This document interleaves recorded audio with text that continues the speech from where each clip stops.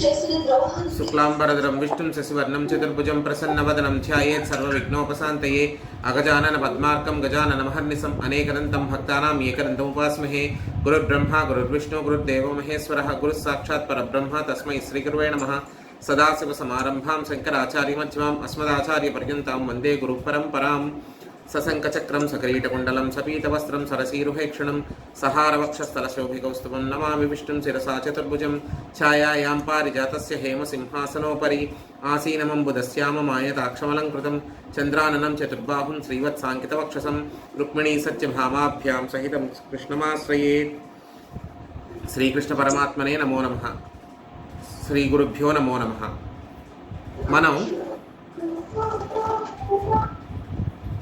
పోయిన వారం పరశురామ వృత్తాంతాన్ని మొదలు పెట్టుకొని సత్యవతీదేవి యొక్క పరశురాముడి యొక్క పితామహి అంటే బామ్మగారు, పరశురాముడి యొక్క బామ్మగారు, నిజానికి పరశురాముడు కాదు రాముడే,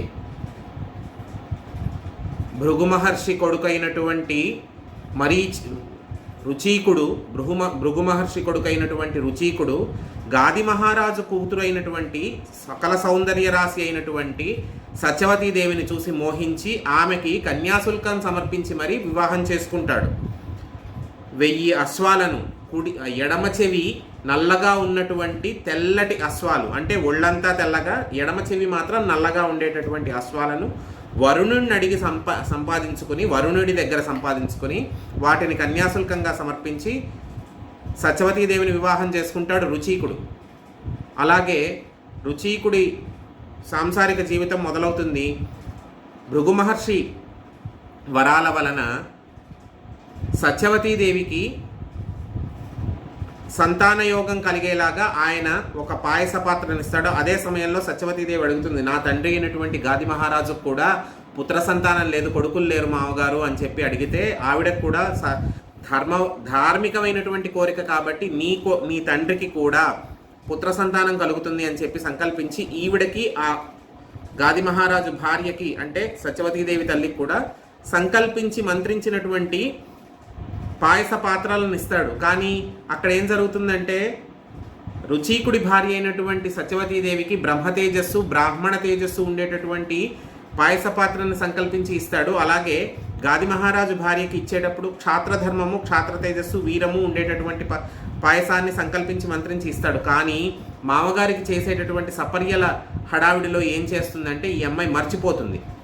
సత్యవతీదేవి ఆ పాత్రనిటు ఈ పాత్రనటు మర్చిపోయి తాగేస్తుంది అనమాట. తను క్షాత్ర తేజస్సుని ఇనుమడింపచేసేటటువంటి పాయసాన్ని తాను తాగి తల్లికి బ్రహ్మ తేజస్సు ఇనుమడింపచేసి బ్రాహ్మణ తేజస్సుతో వెలుగొందిపోయేటటువంటి సకల మంత్రాలకి ద్రష్ట అయినటువంటి మహానుభావుడు జన్మించేలా ఉండేటటువంటి సంకల్పాన్ని చేసినటువంటి పాయస పాత్రని తల్లికి ఇస్తుంది. ఆ ప్రభావం తర్వాత ఏం జరుగుతుంది అంటే ఆ పరిణామం తర్వాత మళ్ళా భృగువు వస్తాడు. వచ్చినప్పుడు చెప్తుంది, చేశాను మామయ్య గారు, ఇలాగా తాగాను అంటే, ఏం తాగావమ్మా, తప్పు అయిపోయింది, నేను దివ్య దృష్టితో చూశాను, నువ్వు నీ తల్లి తాగవలసినటువంటి పాయస పాత్రలో ఉన్నటువంటి పాయసాన్ని నువ్వు తాగావు, నువ్వు బ్రహ్మ తేజస్సుని సంకల్పించి ఇచ్చినటువంటి పాత్రని నీ తల్లికి ఇచ్చావు, దానివల్ల నీ తల్లి కడుపున బ్రహ్మ తేజస్సుతో వెలుగుందిపోయేటటువంటి మహానుభావుడు సకల మంత్రాలకి ద్రష్ట అయినటువంటి మహానుభావుడు ఒకడు పుడతాడు. నీ కడుపున క్షాత్రధర్మము ఆవేశమే ప్రధాన అవధిగా ఉన్నటువంటి ఒక మహానుభావుడు నీ కడుపున పుడతాడంటే అప్పుడు సత్యవతీదేవి అడుగుతుంది, ఎంత చెడ్డా సరే క్షాత్ర తేజస్సు ఎలాగున్నా సరే రుచీకుడు బ్రహ్మవేత్త, రుచీకుడు మీ కొడుకైనటువంటి రుచీకుడు కూడా మహర్షి స్థాయి ఉన్నటువంటి వాడు, అతని కడుపున పుట్టేటటువంటి వాడు బ్రాహ్మణ తేజస్సుతో ఉండి అటువంటి ప్రవర్తన కలిగి ఉన్నవాడే ఉండాలి కదా మామయ్య గారు, నాకు ఒక్క చిన్న వరం ఇవ్వండి, ఇంత జరిగింది కదా ఇంకొక వరం ఇవ్వండి, ఇప్పుడు నా గర్భంలో ఏదైతే ఉందో క్షాత్ర తేజస్సు ఏదైతే ఉందో నా కొడుకుగా కాకుండా నా మనవడిగా పుట్టేటటువంటి వరాన్ని ఇవ్వండి అని చెప్పి కోరుకుంటుంది. తథాస్తు అంటాడు భృగువు. అప్పుడు సత్యవతికిను రుచీకుడికి జమదగ్ని పుడతాడు, మహర్షి అయినటువంటి జమదగ్ని పుడతాడు. ఆ జమదగ్ని రేణుకాదేవిని వివాహం చేసుకుంటాడు. వీరికి ఇందాక చెప్పా కదా క్షాత్ర తేజస్సు మనవడిగా రావాలి సత్యవతీదేవికి, అప్పుడు జమదగ్నికి కొడుకుగా పుడతాడు రాముడు. క్షాత్ర తేజస్సు ఉన్నటువంటి రాముడు, శ్రీరాముడు కాదు, శ్రీరామచంద్రమూర్తి కాదు, క్షాత్ర తేజస్సు ఉన్నటువంటి రాముడు. అంతవరకే మీరు పట్టుకోండి. పరశురాముడు ఎప్పుడవుతాడు ఇప్పుడు చెప్తాను నేను. పరశురాముడు ఎప్పుడవుతాడో నేను ఇప్పుడు చెప్తాను. క్షాత్ర తేజస్సు ఉన్నటువంటి రాముడు పుడతాడు. అప్పటికే జమదగ్నికి, రేణుకాదేవికి 4 సంతానం ఉంటారు. 5వ సంతానంగా వస్తాడు ఈ రాముడు. అక్కడ గాది మహారాజుకి కౌశికుడు పుడతాడు. ఎవరా కౌశికుడు? భవిష్యత్తులో విశ్వామిత్రుడుగా మారతాడు. బ్రహ్మ తేజస్సుతో పుడతాడు కౌశికుడు, క్షాత్ర తేజస్సుతో పుడతాడు రాముడు. అసలు పుట్టాల్సింది ఎక్కడ? ఈ రాముడు అక్కడ పుట్టాలి, ఆ విశ్వామిత్రుడు ఇక్కడ పుట్టాలి. పాత్రలు మారిపోయాయి కాబట్టి పిల్లలు మారిపోయారు. అక్కడ పుట్టాల్సిన వాడు ఇక్కడ, ఇక్కడ పుట్టాల్సిన వాడు అక్కడ ఆగి. అంటే ఇప్పుడు వరుస ప్రకారం పరశురాముడనే మాట్లాడుకుందాం. పరశురాముడికి విశ్వామిత్రుడు ఏమవుతాడు? బామ్మగారి తమ్ముడు అవుతాడు, అంటే తాతగారు. విచిత్రంగా ఉంటుంది, చుట్టరికం. అవునా కాదా? విచిత్రంగా ఉంటుంది, కానీ అది నిజం. ఈ రాముడు పెరిగి పెద్దవాడవుతాడు, అన్ని విద్యలు నేర్చుకుంటాడు, సకల గుణ సంపన్నుడు అవుతాడు. అలాగే శస్త్రాస్త్ర విద్య కూడా నేర్చుకుంటాడు. ఒకానొక సందర్భంలో ఏం జరుగుతుంది అంటే పరమశివుడి గురించి తపస్సు చేస్తాడు. గుర్తుపెట్టుకోండి, రాముడు అంటే ఎవరు? జమదగ్ని కొడుకైనటువంటి రాముడు. ఇప్పుడు మారుతున్నాడు, పరశురాముడుగా మారతాడు. పరమశివుడి గురించి రాముడు తపస్సు చేశాడు. జమదగ్ని కొడుకైనటువంటి రాముడు తపస్సు చేస్తున్నాడు. యుక్త వయసుకు వచ్చాడు, అన్ని విద్యలు నేర్చుకున్నాడు, శస్త్రాస్త్రాలు నేర్చుకున్నాడు. తండ్రి చెప్పింది చెప్పినట్టుగా చేయడం మాత్రమే పరమావధి. పితృవాక్య పరిపాలన అనేది మనం శ్రీరామచంద్రమూర్తి గురించి చెప్పుకుంటాం, కానీ మొట్టమొదట పితృవాక్య పరిపాలన చేసింది మాత్రం ఈ రాముడే, భార్గవరాముడే. భార్గవరాముడని ఎందుకంటున్నాం? భృగువంశంలో పుట్టాడు. భార్గవ వంశము, భృగు వంశము అంటే భృగు మహర్షి యొక్క పరంపరలో వచ్చాడు కాబట్టి భార్గవ వంశము, భార్గవరాముడు. అలా గుర్తుపెట్టుకోండి, భార్గవరాముడు అని గుర్తుపెట్టుకోండి. భృగు వంశంలో వచ్చాడు కాబట్టి ఇలా జరుగుతోంది. ఇతనికి ఒక విచిత్రమైనటువంటి కోరిక కలిగింది. పరమశివుణ్ణి ప్రత్యక్షం చేసుకుని ఆయన దర్శనం అంతకు మించి ఏమీ లేదు. పరమశివుణ్ణి ప్రత్యక్షం చేసుకుని ఆయన గురించి ప్రార్థించి ఆయన్ని దర్శనం మాత్రమే చేసుకోవాలి. వరాలు అడగాలి, ఏదో చెయ్యాలి, ఈ కోరికలు ఏవీ లేవు. కేవలం నిత్యతృప్తత, సాటిస్ఫైడ్, సెల్ఫ్ సాటిస్ఫైడ్, అంతవరకే కావాలి నాకు, అంతే. అంతకు మించొద్దు. నాకు కేవలం పరమశివుణ్ణి నేను చూడాలి, అంతే. ఆయన్ని దండం పెట్టుకోవాలి, ఆయన ప్రత్యక్షం అయితే దండం పెట్టుకోవాలి, గుడికి వెళ్ళాలి, పూజ చేయించుకోవాలి, రొచ్చేయాలి, అంతే. అంతేగాని ప్రసాదం ఏమిస్తున్నారు? అక్కడ ఉన్నటువంటి అదేదో పూజ చేయించుకుంటే ఇచ్చేటటువంటి కిట్ నాకు కావాలి. నువ్వు ఆ పూజ చేయించుకుంటే నీకు ఆ కిట్ వస్తుంది. ఉత్తరం ఎందుకు ఇస్తారు? దేవాలయ శేషావస్త్రం నాకు వెయ్యాలి అంటే కుదరదు కదా. శేషవస్త్రం తీసుకోవాలి అంటే దానికి అంటూ ఒక ప్రక్రియ ఉంటుంది, యోగ్యత ఉంటుంది, ప్రోటోకాల్ ఉంటుంది, ఇవన్నీ కూడా ఉంటాయి. భార్గవరాముడు అవన్నీ ఆశలు పెట్టుకోలేదు. కేవలం పరమశివుడి గురించి నేను తపస్సు చెయ్యాలి, చేసిన తర్వాత ఆయన ప్రత్యక్షమైన తర్వాత ఆయన్ని కళ్ళారా చూడాలి, అంతే. అంతవరకే ఆయన కోరిక, ధార్మికమైనటువంటి కోరిక. చక్కగా తపస్సు చేశాడు. అడవుల్లో ఉన్నాడు, అరణ్యంలో ఉన్నాడు, చక్కగా తపస్సు చేశాడు. ఒకానొక రోజున పరమశివుడు కూడా ప్రత్యక్షమయ్యాడు. ఖచ్చితంగా పరమశివుడు కూడా ప్రత్యక్షమయ్యాడు. నీ తపస్సుకు మెచ్చాను, ఏం కావాలి నాయన అని అడిగాడు. నాకేమీ వద్దు స్వామి, ఏమీ వద్దు, నాకు ఎటువంటి కోరిక లేదు, నాకు ఏమీ వద్దు, నాకు లౌకికమైనటువంటి కోరికలు ఏవీ లేవు. కాకపోతే నీ ప్రత్యక్షం నిన్ను పూర్తిగా తనివి తీరా చూడాలని మాత్రమే నేను తపస్సు చేశానంటే, మేము దేవతలం అనేవాళ్ళము వచ్చాము అంటే ఏదైనా వరం ఇచ్చి కానీ ఏదైనా అనుగ్రహించి కానీ వెళ్తాము. కాబట్టి నీవు ఈ పరశువు తీసుకో. పరశువు అంటే ఏమిటి? గొడ్డలి. పరమశివుడి చేతిలో ఉండేటటువంటి గొడ్డలి. ఆ గొడ్డలిని ఈ భార్గవరాముడికి అనుగ్రహించాడు శివుడు. ఆ గొడ్డలిని వహించడం అనేది అంత సామాన్యమైనటువంటి విషయం మాత్రం కాదు.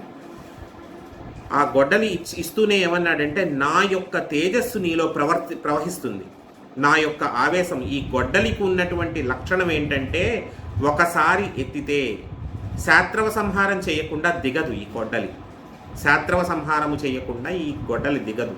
శత్రువుల రక్తం రుచి చూడకుండా ఈ గొడ్డలి కిందకి దిగదు ఒకసారి పైకెత్తితే. అలా ఎత్తాలి అంటే అంతటి ఆవేశం నీలో ఉండాలి. అలా ఎత్తాలి అంటే అంతటి ఆవేశం నీలో ఉండాలి. కాబట్టి నా ఆవేశాన్ని నీలో ఇనుమడింప చేస్తున్నాను, నీలో ప్రవేశపెడుతున్నాను. నేను మొదటే చెప్పాను, ఇది సంకల్పావతారం కాదర్రా, ఇది కేవలము ఆవేశావతారము అని చెప్పి. ఆవేశము అంటే ఫెరోషియస్నెస్, అగ్రెసివ్నెస్ ఇది మాత్రమే కాదు. You just understand. ఆవేశము అంటే అందులోకి ప్రవహించడము, అందులోకి ప్రవేశించడము, ఆవేశించడము. ఆవేశించడం అనే మాటకి 2-3 అర్థాలు ఉన్నాయి. ఎంతసేపు అగ్రెసివ్నెస్ అనేటటువంటి అర్థంతోనే మనం అలా అర్థం చేసుకోకూడదు. అగ్రెసివ్నెస్ అనేటటువంటి అర్థంతోనే ఎప్పుడూ కూడా మనం అలా అర్థం చేసుకోకూడదు. ఆవేశించడము అంటే మనలో ఆవాహన అవ్వడము, మనలో ప్రవేశించడము, ఆ యొక్క శక్తి మనలో ప్రవేశించడము. శివుని యొక్క శక్తి ఇప్పుడు ఎవరిలోకి ప్రవేశిస్తోంది? భార్గవరాముల్లోకి ప్రవేశిస్తోంది. అందులో ఈయన ఏమిచ్చాడు? ఆయనకి పరశువుని కానుకగా ఇచ్చాడు. దర్శనాన్ని మాత్రమే కోరుకున్నాడు భార్గవరాముడు. కానీ ఈయన ప్రత్యక్షమైన తర్వాత ఏదో ఒకటి ఇచ్చి తీరాలనేటటువంటి సంకల్పంతో ఈయనేమిచ్చాడు శివుడు? నేను పరశువుని ఇస్తున్నాను, నువ్వు తీసుకో అని చెప్పాడు. ఎందుకు? ధర్మ సంస్థాపన కోసం ఇస్తున్నాను, ధర్మ సంస్థాపన కోసం ఇస్తున్నాను, తీసుకో అని చెప్పాడు. సరే, తీసుకున్నాడు. ఈయన యొక్క శక్తి, ఆవేశము భార్గవరాముల్లోకి ప్రవేశించింది. ఇప్పుడు ఎంతో శక్తివంతుడయ్యాడు భార్గవరాముడు. ఇక్కడి నుంచి పరశురాముడే. ఇంకా పరశు వచ్చేసిందిగా, చేతికి గొడ్డలు వచ్చేసిందిగా. నాకు ఒక డౌట్ అండి, అన్ని తర్వాత చెప్పేది ముందు విని. సరే గురుగారు. ఇప్పటి వరకు భార్గవరాముడు భృగు వంశంలో పుట్టాడు, భార్గవ పరంపరలో పుట్టాడు కాబట్టి భార్గవరాముడు. ఇప్పుడు పరశువు చేతికొచ్చింది. అసలు తల్లిదండ్రులు పెట్టుకున్న పేరేమిటి? రాముడు మాత్రమే. రామ శబ్దం మాత్రమే ఇచ్చుకున్నారు. వశిష్ఠుడు పెట్టిన సందర్భం వేరు, ఈయనకు పెట్టిన సందర్భం వేరు. వశిష్ఠుడు శ్రీరామచంద్రమూర్తికి పెట్టిన సందర్భం వేరు. అష్టాక్షరిని పంచాక్షరిని కలిపి పెట్టాడు ఆయన. ఇక్కడ వీరు పెట్టుకున్నటువంటి సందర్భం వేరు. వేద ప్రామాణికంగా పెట్టుకున్నారు వీళ్ళు. కాబట్టి ఈ రాముడు ఇందాకటి వరకు భార్గవ వంశంలో వచ్చాడు కాబట్టి భార్గవరాముడు. ఇప్పుడు పరశువు చేతికి వచ్చింది. శివుడి యొక్క చేతిలో ఉండేటటువంటి పరశువు గొడ్డలి చేతిలోకి వచ్చింది కాబట్టి పరశురాముడయ్యాడు. టైటిల్ వచ్చేసింది కదా, పరశురాముడు. టైటిల్ కరెక్ట్గా జస్టిఫై అయిపోయింది కదా. ఇక్కడి నుంచి కథ ముందుకెళ్తుంది. ఎలాగా? ఈయనకి తేజస్సు పెరిగిపోతోంది. శివుడి యొక్క ఆవేశము ఈయనలో ప్రవేశించినప్పుడు ఈయన దుర్నిరీక్షుడయ్యాడు. దుర్నిరీక్షుడు అంటే he cannot be seen by normal man. దుర్నిరీక్షత అంటే ఏమిటి? దుర్నిరీక్షుడు అంటే ఏంటి? సామాన్యమైన వాడెవరు కూడా పరశురాముని నేరుగా చూడలేరు. సామాన్యమైన వాళ్ళెవరూ కూడా పరశురాముని నేరుగా చూడలేరు. అంటే ఇక్కడ మీకు ఒక చిన్న స్పార్క్ లాంటి ఐడియా, ఒక చిన్న అనుమానం లాంటిది ఒకటి రావాలి. సామాన్యమైన వాళ్ళు ఎవరూ చూడలేరంటే మరి దశరథుడు చూశాడు కదండి, తరువాత మిథిలా నగరంలో జనక మహారాజు చూశాడు కదండి, భీష్మాచార్యుల వారు చూశారు కదండి. అంటే ఈ పరశురాముడికి ఎంతైతే శక్తి ఉందో అంతకు సమానమైన శక్తి, అంతకు సమానమైనటువంటి తపస్సు, అంతకు సమానమైనటువంటి క్షాత్రతేజము ఉన్నటువంటి వాళ్ళే వాళ్ళందరూ కూడాను. ఇది గుర్తుపెట్టుకోవాలి మీరు. వాళ్ళు ఏమాత్రము కూడా తక్కువ వాళ్ళు మాత్రము కాదు. అర్థమైందా? ఇప్పుడు మనకి ఇది సత్యయుగంలో జరుగుతోంది, పరశురామావతారం ఇదంతా కూడా కృతయుగంలో జరుగుతోంది. కానీ మనకి త్రేతాయుగంలో పరశురాముడు ఉన్నాడు, పరశురాముడి యూనికి ఉంది. సీతా స్వయంవర ఘట్టంలో పరశురాముడు వచ్చాడు. తరువాత సందర్భానుసారంగా వెళ్ళిపోయాడు. తర్వాత మళ్ళా ద్వాపర యుగంలో భీష్మాచార్యుల వారికి గురువు పరశురాముడు. ద్వాపర యుగంలో కూడా ఉన్నాడు కదా, కర్ణుడికి గురువు. అది ఇంకాసేపు ఉన్నాక చెప్తాను. కర్ణుడికి గురువు. మరి ఇదంతా కూడా ఏమిటి? ఈయన చిరంజీవి. ఎందుకు చిరంజీవి అయ్యాడన్నది చెప్తాను నేను. కాలం గడుస్తోంది, ఈయన పరశువు ఈయన చేతికి వచ్చింది, కాలం గడుస్తోంది. తండ్రి చెప్పింది చెప్పినట్టుగా వినడం అనేది పరశురాముడికి ఉన్నటువంటి ఉత్తమ లక్షణం. ఒకనాడు ఏమైందంటే తల్లి అయినటువంటి రేణుకాదేవి జమదగ్ని మహర్షి మధ్యాహ్నిక స్నానానికి కావాల్సినటువంటి ఏర్పాట్లన్నీ చేస్తూ మధ్యలో నీళ్ల కోసమని చెరువు దగ్గరికి వెళ్తుంది. రేణుకాదేవి గుర్తుపెట్టుకోండి. చెరువు దగ్గరికి వెళ్ళేటప్పటికి ఏమవుతుందంటే అక్కడ గంధర్వులు కొంతమంది స్నానం చేస్తూ ఉంటారు, క్రీడిస్తూ ఉంటారు. అర్థం చేసుకోండి, క్రీడిస్తూ ఉంటారు. అక్కడ ఆ సన్నివేశాన్ని చూస్తుంది రేణుకాదేవి. రేణుకాదేవి ఆ సన్నివేశాన్ని గంధర్వులు ఆడుకోవడం చూస్తుంది. ఆడుకోవడం చూసి ఆహా ఎంత బాగున్నారు వీళ్ళందరూ అని చెప్పి మనస్సులో కించిత్ ఒక చిన్న వైక్లవ్యం, ఒక నిమిషం, ఒక సెకండ్, ఒక కాలు అటు వేసి మళ్ళీ ఇటు వేసేస్తుంది. అయ్యో నేను జమదగ్ని మహర్షి యొక్క భార్యను కదా, నేను ఇలా ఆలోచించకూడదు కదా, అధర్మం కదా అని ఆలోచించి వెంటనే నీళ్లు పట్టుకుని, కడవతో నీళ్లు పట్టుకుని వెళ్ళిపోతుంది. ఆ నిమిషం అనేది పక్కకి జరిగింది చూడండి. ఆ యుగంలో ఆ ఒక నిమిషము బుద్ధి పక్కకి జరగడం అనేది ఎంత తప్పు అనేది చెప్తున్నారు. ఇప్పుడు జమదగ్ని మహర్షి దివ్య దృష్టితో చూస్తాడు ఏం జరిగింది అన్నది. నీవు నా అనుష్ఠానం కోసం నీళ్ల కోసం వెళ్ళావు, కానీ అక్కడ ఉన్నటువంటి ఎర్ర కలువల్ని గంధర్వుల యొక్క క్రీడని చూసి మోహితురాలు అయ్యావు. నీ మనసు పాడైపోయింది, కాబట్టి నీవు జీవించడానికి అర్హురాలివి కాదు అంటాడు. నిష్కర్షగా ఇదే మాట అంటాడు, నిర్మోహమాటంగా కూడా ఇదే మాట అంటాడు. నీవు జీవించడానికి ఏమాత్రము కూడా అర్హురాలివి కాదు అని చెప్పి. ఒక్క నిమిషం.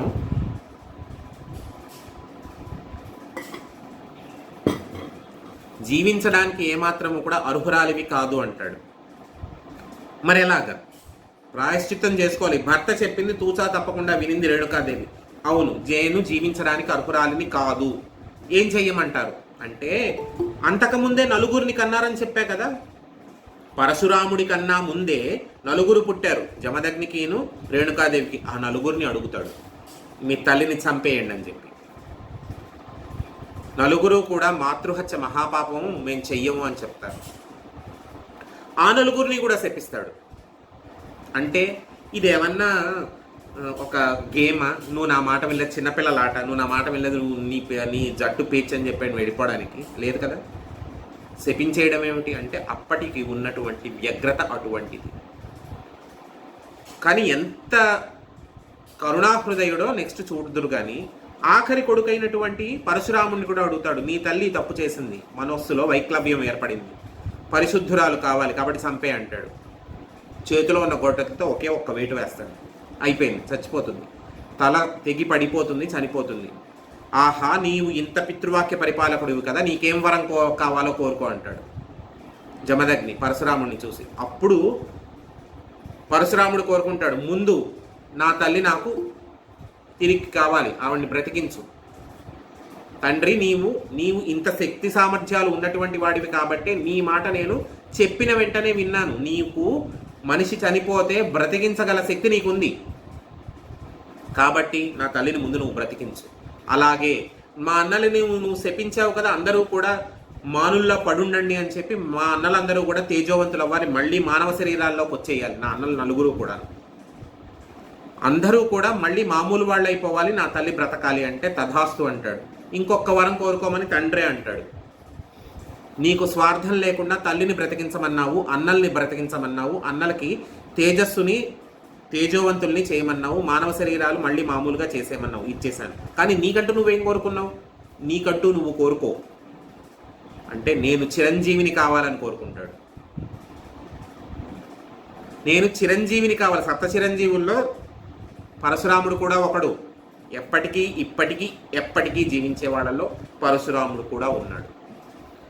పరశురాముడు నేను ఎప్పటికీ కూడా చిరంజీవిని కావాలి అని చెప్పి కోరుకుంటాడు. తథాస్తు అన్నాడు తండ్రి జమదగ్ని. అప్పటి నుంచి కూడా పరశురాముడు తల్లి తండ్రి సేవ చేసుకుంటూ అలా కాలం గడుపుతున్నాడు. ఒకనాడు ఏమైందంటే తృణములు అంటే దర్భలు పళ్ళు ఇలాంటివన్నీ తీసుకురావడానికి పరశురాముడు అరణ్యాలకు వెళ్తాడు. అదే సమయంలో ఆ సీమని ఏలుతున్నటువంటి రాజైనటువంటి కార్తవీర్యార్జునుడు.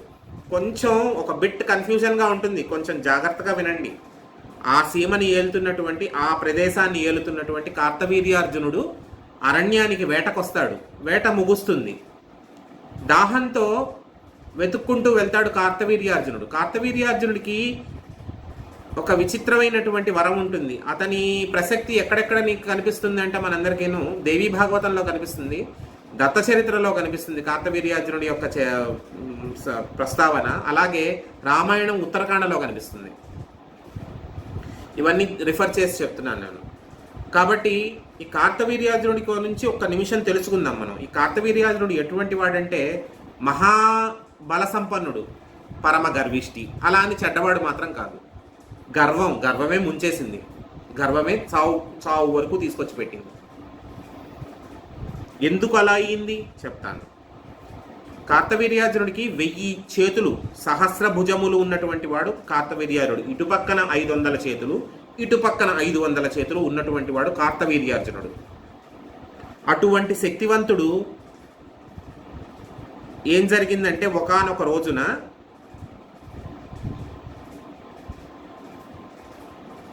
ఒక నదీ తీరంలో తన భార్యలతో కలిసి జలక్రీడలు ఆడుతున్నాడు, స్విమ్మింగ్ చేస్తున్నాడు. జలక్రీడలు అంటే ఏమీ లేదు, భార్యలందరితో కలిసి సరదాగా స్విమ్మింగ్ చేస్తున్నాడు. నీ శక్తి ఏమిటో చూస్తాము, ఒక్కసారి ఈ నదీ ప్రవాహాన్ని ఆపి చూడు నాథా అని చెప్పి భార్యలందరూ అడిగితే 500 చేతులు శుభ్రంగా ఇటు 500 ఇటు 500 కలిపి 1000 చేతులు ఇలా అడ్డు పెట్టాడు. అడ్డు పెట్టేసరికి ఏమైంది, ఎగువ నుంచి వచ్చేటటువంటి నదీ ప్రవాహం ఆగిపోయి కిందకి నీళ్లు రావడం మానేశాయి. ఎగువ నదీ ప్రవాహం ఆగిపోయేసరికి అటు వెనక్కి వెళ్తున్నాయి నీళ్లు. విచిత్రంగా ఏం జరిగిందంటే రావణాసురుడు, రామాయణానికి సంబంధించిన రావణాసురుడు, వాడు కృతయుగంలో కూడా ఉన్నాడు, ఆ యుగం నుంచి కూడా ఉన్నాడు. రావణాసురుడికి ఉన్నటువంటి ఏకైక మంచి అలవాటు ఏంటంటే, వాడికి జన్మంతా కలిపిన ఒకే ఒక్క మంచి అలవాటు ఏంటంటే, ఎక్కడి నుంచి ఎక్కడికి వెళ్ళిపోతున్నా సరే సాయం సంధ్యా సమయం అయ్యేసరికి మాత్రం కిందకి దిగుతాడు. ఆ పుష్ప విమానం దిగి కిందకి దిగుతాడు. దిగి సంధ్యావందనం చేసుకుని శివారాధన చేస్తాడు. మట్టితో శివలింగం చేసుకుని ఆ శివలింగానికి ఆరాధన చేస్తాడు. ఈ కార్తవీర్యార్జునుడు చేతులు అడ్డు పెట్టేసరికి నదీ ప్రవాహం ఎగువకి మళ్ళీ వెనక్కి వెళ్ళాయి కదా నీళ్లు. ఆ నీళ్లు వెళ్ళడంలో ఏం జరిగిందంటే పైన కూర్చుని అటువైపు ఒడ్డున కూర్చుని సంధ్యావందనం చేసుకుని శివారాధన చేస్తున్నాడు రావణాసురుడు. ఆ సైకతలింగం, ఏ ఇసకలింగం ఏదైతే ఉందో ఆ లింగం ఈ నీళ్ల ప్రవాహానికి కరిగిపోయి కొట్టుకుపోవడం మొదలుపెట్టింది. ఎవట్రా ఇది, నేను చేసుకున్నటువంటి లింగాన్ని ఇలా చేశాడని చెప్పి రావణాసురుడే పరమ గర్విష్టి, వాడిని మించిన వాడు ఈ కార్తవీర్యార్జునుడు. అలాంటి వాడిని మనం ఇంకొకళ్ళని చూసాం, గుర్తుందా? కిష్కింధకాండలో ఇంకొకళ్ళని చూసాం, గుర్తుందా? వాలితో యుద్ధం చేసినటువంటి వాడు, గుర్తుందా? అలాంటి వాడే ఈ కార్తవీర్యార్జునుడు. ఏం చేశాడు? యుద్ధానికి వచ్చాడు రావణాసురుడు. ఎవడరా నువ్వు నేను సంధ్యావందనం చేసుకుంటుంటే నా నిష్టని పాడు చేసి నా శివలింగాన్ని పాడు చేసావని చెప్పి యుద్ధానికి వచ్చేసరికి వాణ్ణి ఇలా ఒక పురుగును పట్టుకున్నట్టుగా పట్టుకుని ఓరి 10 తలగా పురుగా నువ్వెవడివిరా అని చెప్పి తీసుకెళ్ళి ఆయన యొక్క కారాగారంలో పడేశాడు కార్తవీర్యార్జునుడు. నువ్వెంత, నీ ఇదెంత అని చెప్పి పురుగును పట్టుకున్నట్టుగా, ఒక బటర్ఫ్లైని పట్టుకున్నట్టుగా ఇలా పైకెత్తి తీసుకెళ్ళి కారాగారంలో పడేశాడు కార్తవీర్యార్జునుడు. ఇదంతా తెలుసుకుని పులస్త్య బ్రహ్మగారు వచ్చారు. పులస్త్య బ్రహ్మగారు అంటే ఆయన తాతగారు, రావణాసురుడి తాతగారు. బ్రహ్మదేవుడిని తీసుకుని వచ్చారు. రే బాబు, బ్రహ్మవంశ సంజాతుడురా, ఎంతైనా రాక్షసుడైనా సరే నా మనవడు వాడు, విడిచిపెట్టు అంటే, నాకు ఇదంతా తెలియక నేను కారాగారంలో పెట్టానండి, ఏమనుకోవద్దని చెప్పి కార్తవీర్యార్జునుడు కూడా వెంటనే వదిలేశాడు. బతికిపో అని చెప్పి వదిలేశాడు. అటువంటి శక్తివంతుడు కార్తవీర్యార్జునుడు. ఎందుకు ఇదంతా చెప్పాను అంటే కార్తవీర్యార్జునుడి యొక్క శక్తి తెలియాలి. రావణాసురుడే పరమలోక కంటకుడు, రావణాసురుణ్ణి నిర్జించినవాడు, రావణాసురుణ్ణి నిగ్రహించినవాడు కార్తవీర్యార్జునుడు. అంటే అతని శక్తి ఎంతటిది? కార్తవీర్యార్జునుడిని నిగ్రహించగలిగిన వాడు పరశురాముడు. పరశురాముడి శక్తి ఎటువంటిది? పరశురాముడి చేతిలోంచి శక్తి అంతా లాగేసుకున్నవాడు శ్రీరామచంద్రమూర్తి. మరి శ్రీరామచంద్రమూర్తి శక్తి ఎటువంటిది? ఈ సైకిల్ అంతా ఒకసారి ఆలోచించండి. రావణాసురుడు, వాడికన్నా శక్తివంతుడు కార్తవీర్యార్జునుడు, అతన్ని చంపినవాడు పరశురాముడు, పరశురాముడి దగ్గర నుంచి శక్తి అంతా గ్రహించినవాడు శ్రీరామచంద్రమూర్తి. ఒక్కొక్కళ్ళ శక్తి ఏ రేంజ్లో ఉందో, ఎన్ని రెట్లు ఉందో ఒకసారి మీరు ఇప్పుడు ఆలోచించుకోండి. ఇదంతా ఎందుకు గురుగారు చెప్తున్నాను? కానీ రావణ వినోద్, డౌట్ సెషన్ ఇస్తాను. ఇవాళ మీకోసం ఎంతసేపు అయినా సరే కూర్చుంటాను. సరే. ఓకే, కాబట్టి మీరు ఇదంతా కూడా ఆలోచించుకోండి. ఇదంతా ఎందుకు చెప్తున్నానంటే ఎవరి శక్తి ఎంత అనేది మీకు అంచనా తెలుస్తుందని చెప్పాను. కార్తవీర్యార్జునుడి గురించి చెప్పేస్తే అయిపోతుంది, కానీ అతని శక్తి ఎంత, అతన్ని చంపిన వాడి శక్తి ఎంత, ఆ చంపిన వాడి శక్తిని గ్రసించిన వాడి శక్తి ఎంత, ఇదంతా తెలియాలి అంటే మనం ఇదంతా చెప్పుకోవాలి. ఇటువంటి కార్తవీర్యార్జునుడు ఒకరోజు జమదగ్ని మహర్షి నివసించేటటువంటి అరణ్య ప్రదేశంలో వేటకెళ్ళి దాహం కోసం జమదగ్ని మహర్షి యొక్క ఆశ్రమానికి వెళ్తే, జమదగ్ని మహర్షి దేశాన్ని నేలే రాజు వచ్చాడరా, ఎంతైనా సరే మనం పట్టెడు అన్నం పెడితే మంచిది. రాజు మహావిష్ణు స్వరూపం. ప్రతి రాజు కూడా, రాజు అనేవాడు ఎప్పుడూ కూడా మహావిష్ణు స్వరూపం, విష్ణువాంశ సంభూతుడు అయి ఉంటాడు. అందుకనే రాజుల గురించి, పాలకుల గురించి పరమహేయంగా, పరమనీచంగా మాట్లాడి మీమ్స్ అవన్నీ క్రియేట్ చేయకూడదు. ప్రధానమంత్రుల గురించి, రాష్ట్రపతుల గురించి అది మనం బాగా అర్థం చేసుకోవాలి. పాలకుల గురించి తక్కువ అంచనా చేసి మాట్లాడకూడదు. పాలకుడు అనేవాడు ఎప్పుడూ కూడా మహావిష్ణు స్వరూపుడు, అంత శక్తివంతుడు. అటువంటి వాడే ఉన్నాడు. ఇప్పుడు ఈ కార్తవీర్యార్జునుడు వచ్చినప్పుడు జమదగ్ని అంటాడు, రాజా నువ్వు వచ్చావు, నీకు నీ పరివారానికి కూడా నేను భోజనం పెడతాను అని చెప్పంటే, ఎలా పెడతావు మహర్షి, నువ్వా చూస్తే బ్రాహ్మడివి, నీ దగ్గర మా అందరికీ భోజనం పెట్టేంత ఏముంటుంది అంటే, లేదయ్యా నీకెందుకు, నేను పెడతా కదా అని చెప్పి ఆయన దగ్గర ఉన్నటువంటి సురభి అనేటటువంటి కామధేనువు కూతురు. క్షీరసాగర మదనంలో కామధేనువు పుట్టిందా? క్షీరసాగర మదనంలో కామధేనువు వచ్చిందా? ఆ కామధేనువు కూతురు ఈ సురభి. ఈ సురభి కూడా గోమాత. ఏం కావాలంటే అది ఇస్తుంది. ఇట్ ఈజ్ ఈక్వల్ టు కామధేనువు. ఏం కావాలంటే అది ఇస్తుంది. జమదగ్ని మహర్షి సంకల్పించి వీరందరికీ కూడా అన్నం పెట్టమ్మా అని చెప్పి అడిగితే పంచభక్ష పరమాన్నాలతో అన్నం పెట్టింది, ఏమాత్రము లోటు లేకుండా. ఇది చూసి ఆశ్చర్యపోయాడు కార్తవీర్యార్జునుడు. ఇదంతా కూడా మీకు విశ్వామిత్ర చరిత్రలాగే అనిపిస్తోంది కదా, విశ్వామిత్ర వశిష్ఠ చరిత్రలాగే అనిపిస్తోంది కదా, సేమ్ అలాగే ఉంటుంది. కానీ ఇది వేరు అది వేరు, కాస్త కన్ఫ్యూజ్ అవ్వకండి. నేను అందుకనే మాటికి నేను ముందుకెళ్ళి వెనక్కి వచ్చి చెప్తున్నాను మీకు. కార్తవీర్యార్జునుడు కూడా ఏంటిది ఇంత శక్తివంతమైన ఆవు, ఋషుల దగ్గర ఎందుకు, రత్నాపహారీచ పార్థివ అని చెప్పి రాజులకు ఏదైనా సరే, ప్రపంచంలో ఏదున్నా సరే, తన రాజ్యంలో ఏదున్నా సరే అనుమతి లేకుండా తీసేసుకునేటటువంటి హక్కు ఉంది. ఈ మాట ఎవరు చెప్పారో తెలుసా? విశ్వామిత్రుడు చెప్తాడు.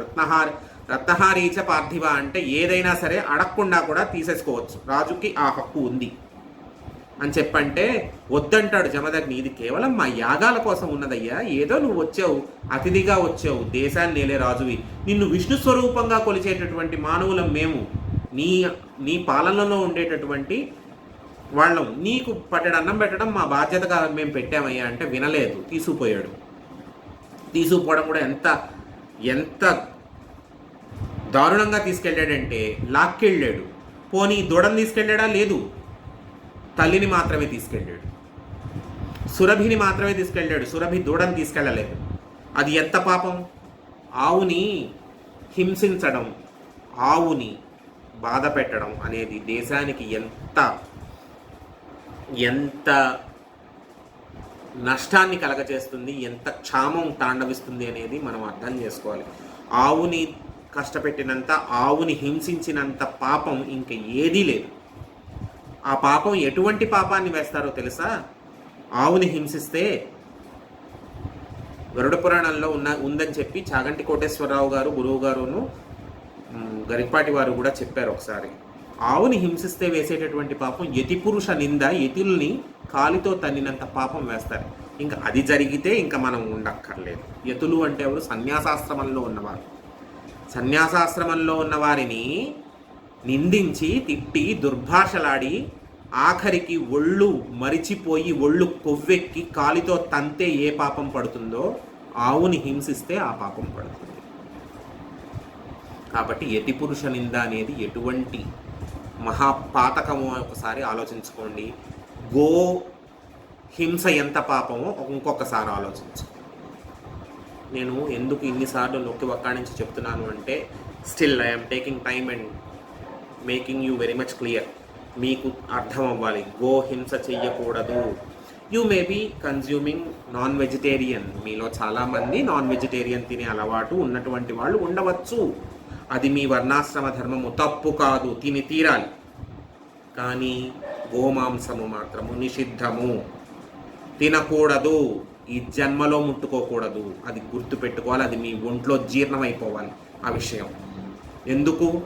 గోవు మన దేశానికి, గోమాత మన భూమాత స్వరూపమే గోవు, సహనశీలి, మన తల్లితో సమానం. తల్లిని చంపుకున్నంత పాపం ఇంకే ఉన్నత.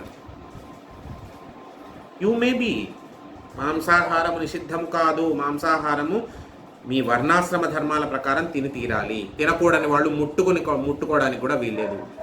బ్రాహ్మణులు ముట్టుకోకూడదు, వైశ్యులు ముట్టుకోకూడదు, మిగతా వారందరూ తిని తీరాలి. క్షత్రియుడు తినాలి మాంసాహారాన్ని, ఎందుకు? ఆ పౌరుషంతో దేశ సంరక్షణ చెయ్యాలి. శూద్రుడు తినాలి, ఎందుకు? తిని బలాన్ని సంతరించుకొని కర్షక వృత్తిలోకి వెళ్ళి పట్టెడన్నం పెట్టి, అంత కష్టపడి పట్టెడన్నం పెడితే ఈ 5 వేళ్ళు మనకు నోట్లోకి వెళ్తాయి. కాబట్టి వాళ్ళు తినాలి, మిగతా వాళ్ళు తినకూడదు. తినకూడదు అన్నప్పుడు మానేయండి, తినచ్చు అన్నప్పుడు నేను అదండి ఇదండి అని చెప్పకుండా శుభ్రంగా తినండి. కానీ గోమాంసము జోలికి మాత్రము వెళ్ళడానికి వీల్లేదు, గోవుని హింసించడానికి వీల్లేదు.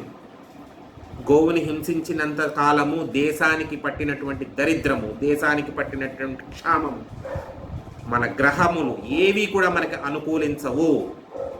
గోహింస మహాపాపము, గోహింస మహాపాపము. ఈ గోహింసని ఆధారం చేసుకునే పరశురామావతారం కూడా ముందుకి కదులుతోంది. మనం అందరం కూడా గో సంరక్షణ కోసం వచ్చాడు వెంకటేశ్వర స్వామి అని చెప్పి ప్రతిసారి అనుకుంటాం. వెంకటేశ్వర అవతారానికి ప్రధాన లక్ష్యం ఏమిటి అంటే గో సంరక్షణ అంటాం. కానీ అన్నిటికన్నా ముందు ఆవేశావతారమైనటువంటి పరశురామావతారం, ఆయన కూడా గో సంరక్షణ కోసమే ముందుగా పరశువు పట్టింది. ఆయన తీసుకెళ్ళిపోయాడు. ఎవరు? మన కార్తవీర్యార్జునుడు సురభిని తీసుకెళ్ళిపోయాడు. ఆశ్రమానికి వచ్చాడు పరశురాముడు. ఏమైంది నాన్నగారు అంటే, సురభి వెళ్ళిపోయింది నాన్న, ఇలాగా రాజు వచ్చాడు, భోజనం పెట్టాము, అర్థం చేసుకోలేదు, వద్దంటున్నా వినకుండా వెళ్ళిపోయాడు, తీసుకుపోయాడు. తల్లిని బిడ్డని వేరు చేశాడయ్యా. ఆ తల్లి ఏమో సురభి వెళ్ళిపోయింది, ఆ సురభి దూడ మన ఇంట్లో ఉండిపోయింది ఆశ్రమంలో. తల్లినన్నా తీసుకురావాలి, దూడనన్నా అక్కడికి చేర్చాలి, తల్లి బిడ్డను వేరు చేసిన పాపం మనకెందుకయ్యా అని చెప్పి అంటేను ఆవేశంతో ఊగిపోతాడు. ఆవేశావతారమేగా, ఆలోచన కన్నా కూడా ముందు ఆవేశమే కదా. ఆవేశంతో ఊగిపోయి గొడ్డలి పట్టుకుని బయలుదేరతాడు కార్తవీర్యార్జునుడి మీదకి. కార్తవీర్యార్జునుడు కూడా అంతే క్షత్రియ ధర్మాన్ని పూర్తిగా పాటిస్తూ అంతే ఇదిగా యుద్ధం చేశాడు పరశురాముడి మీద. పరశురాముడి మీద యుద్ధం చేసేసరికి ఏం జరిగిందంటే, చేశాడు కార్తవీర్యార్జునుడి 500 చేతులు, ఇటు 500 అటు 500 1000 చేతులు నరికేశాడు పరశురాముడు తన గొడ్డలితో. కార్తవీర్యార్జునుడికి యుద్ధంలో సహాయం చేసినటువంటి రాజులందరినీ కూడా నరికేశాడు. కార్తవీర్యార్జునుడికి యుద్ధంలో సహాయం చేసినటువంటి రాజులందరికీ నరికేశాడు. అలాగే కార్తవీర్యార్జునుడి చేతులు నరికేశాడు. ఆఖరికి ఆవేశం ఎక్కువైపోయి కార్తవీర్యార్జునుడి తల నరికేశాడు. కార్తవీర్యార్జునుడు చచ్చిపోయాడు. సురభిని తీసుకుని వచ్చేసాడు, ఆశ్రమానికి వచ్చేసాడు. ఆలోచించలేదు, మాటలు చెప్పి కాస్తో కూస్తో నయనో భయానో భయపెట్టి బతిమాలో భయపెట్టే ఏదో ఒకటి కార్యం సాధించుకోవచ్చు కదా. లేదు, ఆవేశము. అదే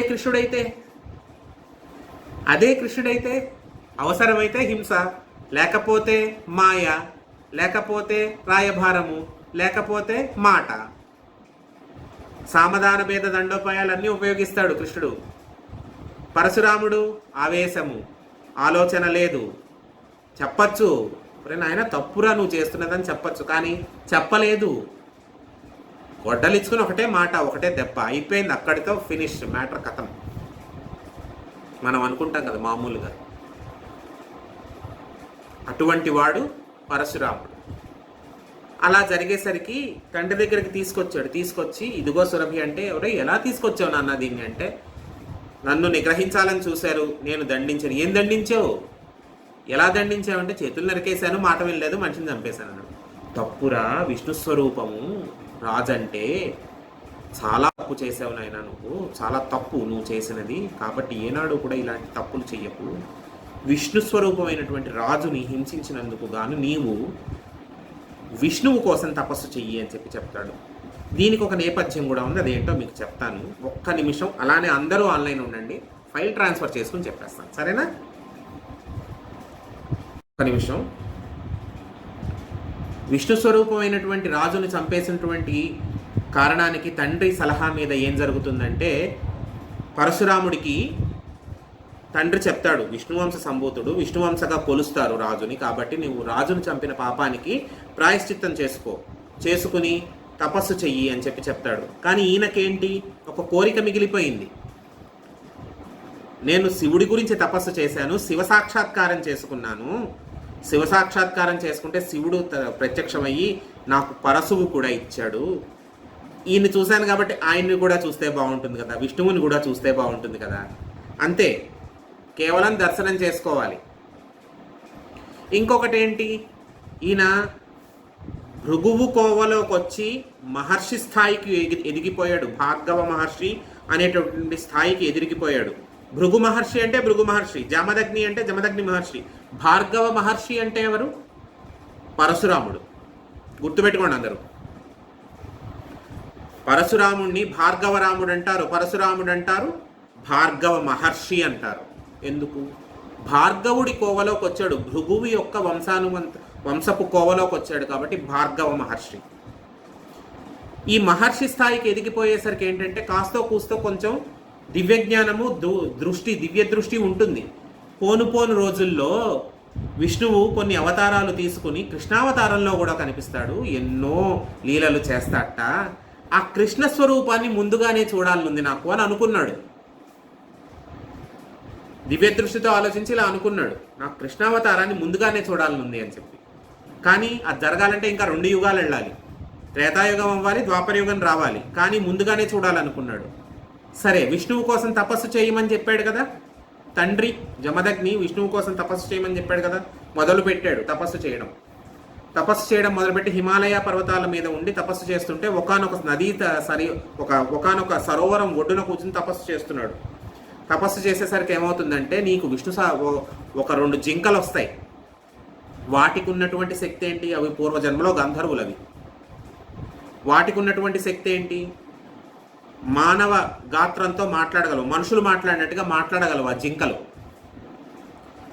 ఓరి బాబాయ్, ఇతను ఇంత శక్తివంతంగా ఉన్నాడు, ఇతనేమో గొడ్డలి పట్టుకు తిరుగుతున్నాడు, కానీ ఇతను కృష్ణ సాక్షాత్కారం కోసమును విష్ణు సాక్షాత్కారం కోసం తిరుగుతున్నాడురా, ఇదేది అయ్యేలా లేదు, ఇతనికి తపశ్శక్తి సరిపోదు, విష్ణువుని సాక్షాత్కారం చేసుకోవడానికి ఇతని తపశ్శక్తి సరిపోదు, ఇతను కృష్ణమంత్రం ఉపదేశం తీసుకోవాలి, అది కూడా ఉపదేశం ఇచ్చేవాడు మామూలు వాడకూడదు. కృష్ణమంత్రం ఉపదేశం ఇవ్వాలంటే మహానుభావుడు ఇవ్వాలి, అదెవరు? అగస్త్యుడు ఇవ్వాలి. దక్షిణాపథానికి వెళ్ళి అగస్త్యుడి యొక్క ఆశ్రమంలో పరశురాముడు కృష్ణమంత్రాన్ని ఉపదేశం తీసుకోవాలంటే అప్పుడు ఇదంతా వింటాడు పరశురాముడు. విని తెలుసుకుంటాడు, ఓహో ఇంత ఉందా కృష్ణ సాక్షాత్కారము, విష్ణు సాక్షాత్కారం అంటే ఇంతుందా బాబు అని చెప్పి తపస్సు చేస్తున్నవాడే లేచి ఈ మాటలు విని బయలుదేరతాడు దక్షిణాపథానికి. అంటే ఎక్కడికి? సౌత్ ఇండియాకి, సింప్లీ తమిళనాడుకి. అగస్త్యముని ఎక్కువ అక్కడే తిరిగాడు. బయలుదేరిన తర్వాత అగస్త్య మహర్షి దగ్గరికి వెళ్ళి పరిస్థితి చెప్తాడు. ఏమండి ఇలా జరిగింది, మా నాన్నగారేమో విష్ణువు కోసం తపస్సు చేయమన్నారు, నాకేమో కృష్ణ సాక్షాత్కారం కూడా చేసుకోవాలని ఉందంటే, ధార్మికమైన కోరికే, నీకు స్వార్థం లేదు, కేవలం దర్శనం చేసుకోవాలనుకున్నావు అంతేగా, సరే కృష్ణమంత్రం ఉపదేశిస్తానని చెప్పి కృష్ణమంత్రం ఉపదేశిస్తాడు. దాన్ని నిష్టగా జపిస్తాడు. మళ్ళా హిమాలయ పర్వతాల దగ్గరికి వెళ్ళి మళ్ళా నిష్టగా జపిస్తాడు. జపిస్తే కొంతకాలం గడిచిన తర్వాత విష్ణువు కృష్ణ స్వరూపంలో కనిపిస్తాడు. కాసేపు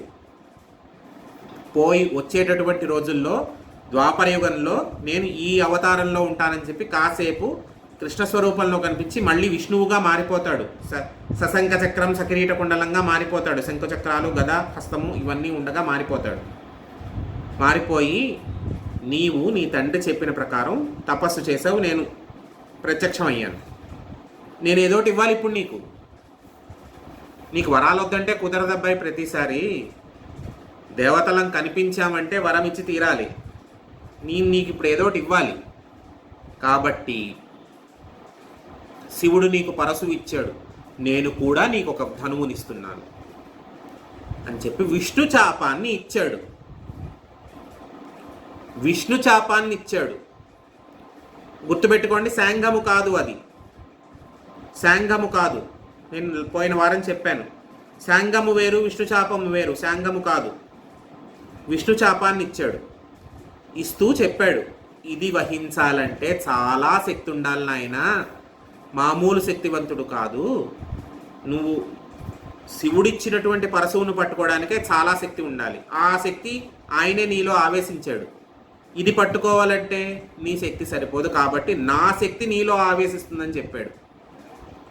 మళ్ళీ కూడా చెప్తున్నాను, ఏమి అవతారం ఇది? ఆవేశావతారం.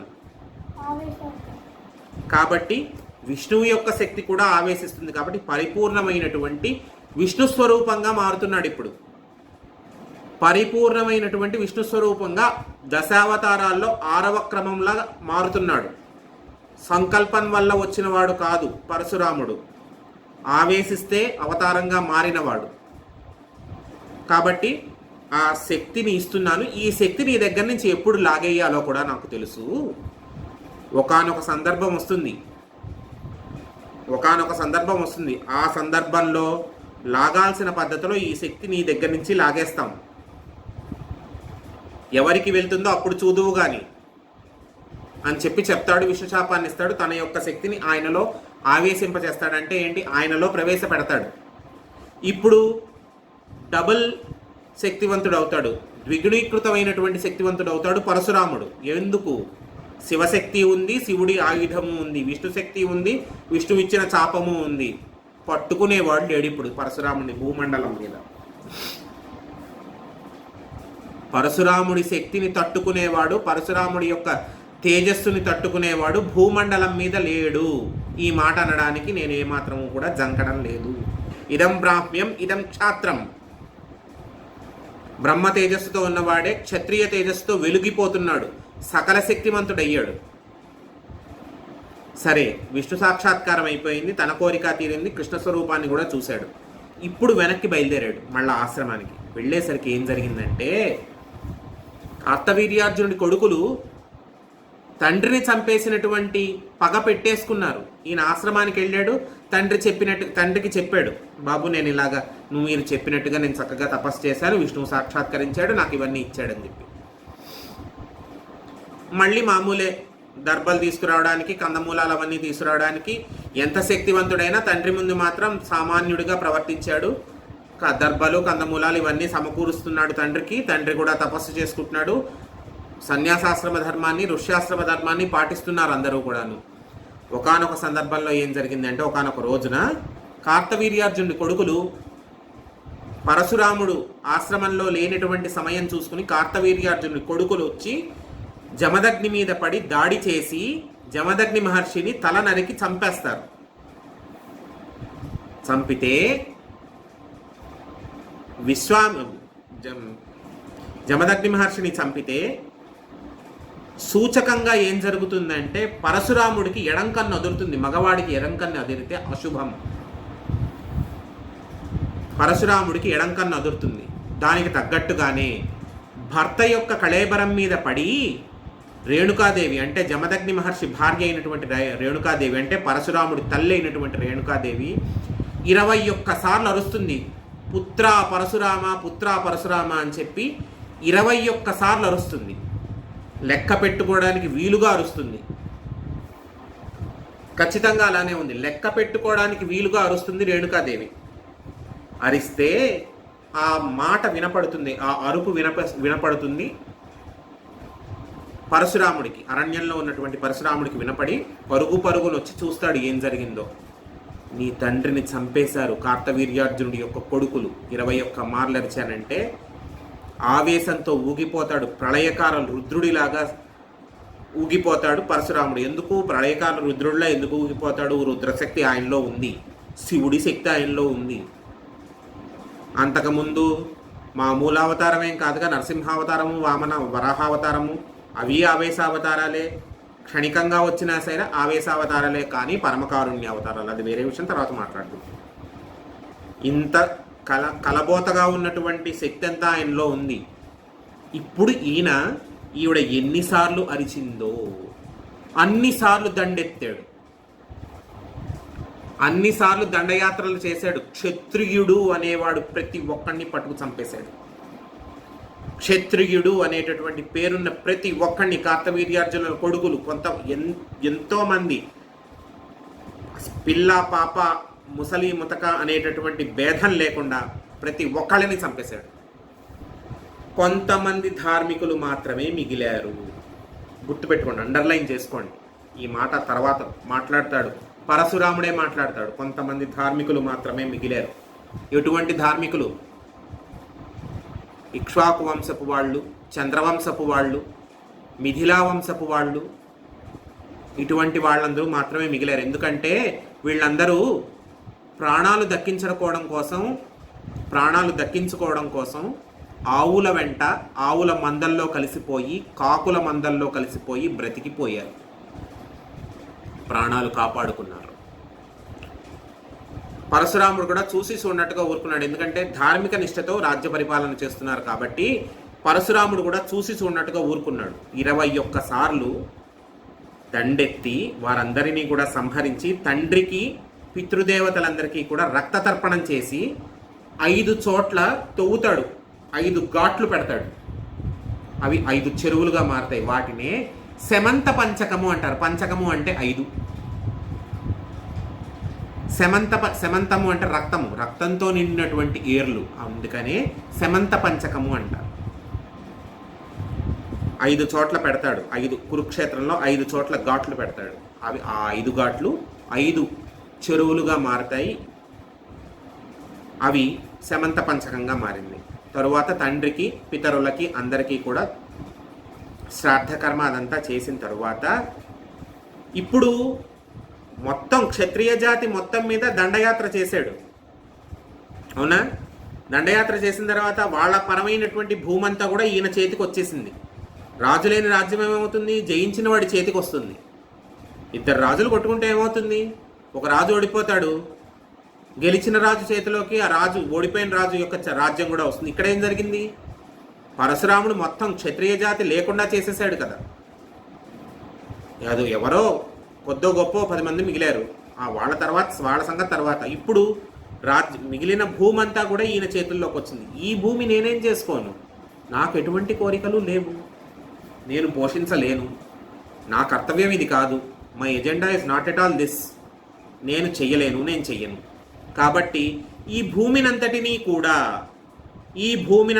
కూడా కశ్యప ప్రజాపతికి దానం చేశాడు. ఈ క్షత్రియ రాజులందరినీ కూడా సంహరిస్తే వచ్చినటువంటి భూమి అంతటినీ కూడా కశ్యప ప్రజాపతికి దానం చేశాడు. ఎందుకు కశ్యప ప్రజాపతికి దానం చేశాడు? మనం మొదట్లో చెప్పుకున్నాం. కశ్యప ప్రజాపతి అంటే ఎవరు? అందరికీ కూడా తండ్రితో సమానం, పోషించాల్సినటువంటి వాడు. అన్ని రకాల జీవరాశులు కూడా కశ్యప ప్రజాపతి సంతానమే అని చెప్పి మొదటే చెప్పుకున్నాం కదా. పశుపక్షాదులు, జంతువులు, ఏనుగులు, రాక్షసులు, దేవతలు, కిన్నెరులు, కింపురుషులు, గంధర్వులు, యక్షులు, అందరూ కూడా, మానవులు అందరూ సమస్తము కూడా కశ్యప ప్రజాపతి సంతానమే. కాబట్టి భూమిని కూడా ఆయనకే దానం చేసేసాడు, పోషించు భూమిని అని చెప్పి. అప్పటి నుంచి భూమికి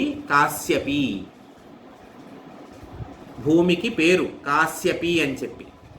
కశ్యప ప్రజాపతి మామూలు వాడు కాదు, భూమికి పేరు. అప్పటి నుంచి భూమి యొక్క గోత్రం ఏమిటి? ఎప్పుడైనా తిరుమల తిరుపతి దేవస్థానం వారు మధ్యాహ్నం 12ంటికి కళ్యాణం చేసేటప్పుడు శ్రీదేవి భూదేవిల యొక్క ప్రవర చదువుతారు.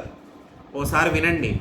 భూదేవి యొక్క ప్రవర చదివేటప్పుడు కశ్యప ప్రజాపతి పుత్రీం అని చెప్పి చదివి కశ్యపస గోత్రవతి అని చెప్పి చదువుతారు. గోత్రం ఏమిటి? భూదేవి యొక్క గోత్రం కశ్యపస గోత్రం. తండ్రి ఎవరు? దానం పట్టాడు కాబట్టి ఆయనే తండ్రి. కశ్యప ప్రజాపతి భూదేవి యొక్క తండ్రి స్థానంలో నించున్నాడు కాబట్టి భూమంతటిని కశ్యప ప్రజాపతి దానం చేశాడు. ఇప్పుడు కశ్యప ప్రజాపతి అడుగుతాడు, నువ్వు నాకు దానం చేసావు, బాగానే ఉంది, దానం చేసిన తర్వాత ఇది నీది కాదు, ఎలాగా? ఎక్కడి నుంచి ఉంటావు? ఎక్కడికి వెళ్తావు? అంటే ధర్మ సంకటమే వచ్చింది, ఏం చేయమంటావని చెప్పి అడుగుతాడు.